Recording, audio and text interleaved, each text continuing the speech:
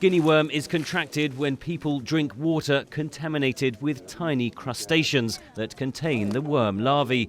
A year later, a metre-long female worm emerges through a painful blister, often disabling the infected person for months.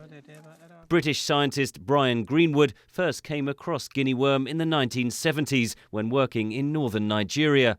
He says little was known about the disease, despite millions suffering from it across Africa and India. People are much more concerned with malaria and other bilharzia and other tropical infections.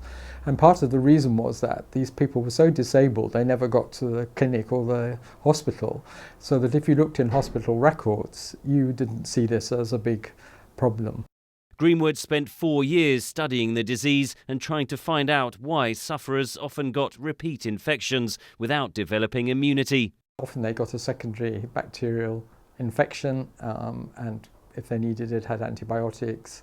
Then we extracted some of the worms and the traditional way is winding them out on a matchstick just gradually, and the problem is if the worm then snapped inside then they got a very severe reaction. Greenwood credits the Carter Center, a charitable foundation set up by former US President Jimmy Carter for helping to fight the disease to the brink of eradication. There is no vaccine or treatment. Instead, community education programs teach people to filter drinking water and avoid entering water sources. Speaking in 2011, President Carter described the initial difficulties. So it was kind of an insult to say this disease comes out of your pond. So we've had to do a lot of diplomacy and convicting the people there to take care of their own problems. Well, it's worked. And now almost every nation on earth has eliminated Guinea worm.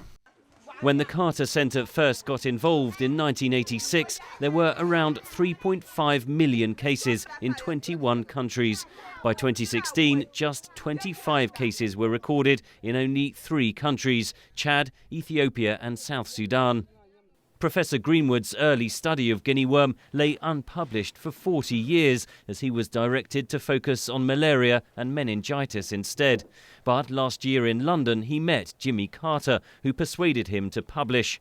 I hope that we have been able to document what a horrible disease this was. I mean, it really was very, very serious, and it's really important that people realise that. And if we do get eradication in the next year or two, which I hope will be the case, that this really is seen not just to be a minor thing, but to be a really very important public health triumph. The last few cases of Guinea worm remain because they are the most difficult to reach. Many are in conflict areas like South Sudan. But scientists are optimistic this ancient disease can be eradicated within the next few years. Henry Ridgwell for VOA News, London.